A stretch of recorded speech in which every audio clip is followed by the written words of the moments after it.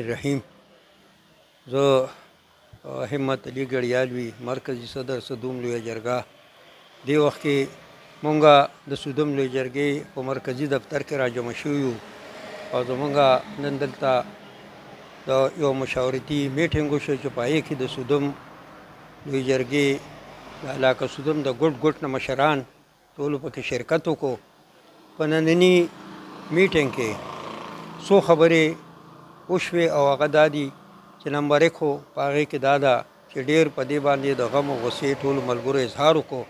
कि जमुंगा दा इलाका सुदम दा द गेस्ट सहूलत ना महरूम दा दगशान मुंगा द सुदम इंटरचेंज द पारा तो सो कलून न हल जली को गम वो सब पूरे उनशो तामीराती कारूनम पटप वलाड़ दी वर्सरा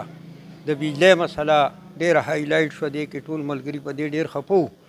چې د وابډې څونه افسران راغلي وو رستم ته دلته کې کوم میټینګ شو هغې کې لکه ایکسین او ټول دی موجود وو او سره د هغې چې کومې وعدې کړې په هغې باندې عمل درآمد ونه شو اوس هم هغه خپل روټین هغه لوډ شیډینګ روان کړی دی چې هغه ګنټه بجلي او ګنټه نی په دې باندې ملګرو ډېر د غم او غصې اظهار وکړو او د دې دپاره دا یو خبره ده چې که فرض کې دی په دغه واده باندې ټینګ نو درېدل نو بیا دا یو فیصله وشوه چې ان قریب به بیا مونږه د ایجوکیشن دپاره خلک روډونو ته راوباسو دې نه علاوه زمونږه دا علاقه په دې کې که بعضې اوازونه داسې راځي چې په دې کې څه داسې د ایجنسو مداخلت یا داسې قسمه څه خبرې راځي د امن و امان په مناسبت سره نو ټول هم دا ووایي چې زمونږ دلته کې د امن و امان د بحالۍ دپاره زمونږ خپل پولیس هم ښه بااعتماده دی او موږ سدوم لوی جرګه به سره مکمل تعاون کوو چې زمونږ د علاقه د هیڅ قسمه د دهشتګردۍ یا د دې هغه ونه ګرځي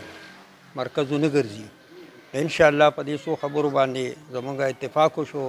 او ورسره آینده له عمل هم تیار شو چې یاره مونږ به څه کوو د دې دپاره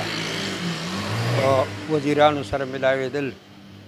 وزیر اعلی سره ملاوېدل یا دغه شان ټولې خبرې پکې رالې نو انشاءالله چې دا څو خبرې زموږ نن په میټینګ کې وي او په لومبني نشست کې پکې نعتخواني وشوه د نبي پاک صلی الله علیه وسلم په سیرت باندې علماء کرامو صاحبانو پروفیسر ګوهر صاحب او مولانا مرتضی صاحب څو خبرې وکړې او دا پروګرام نن ډېر ښه په خصوص لوبۍ سره سرته ورسېد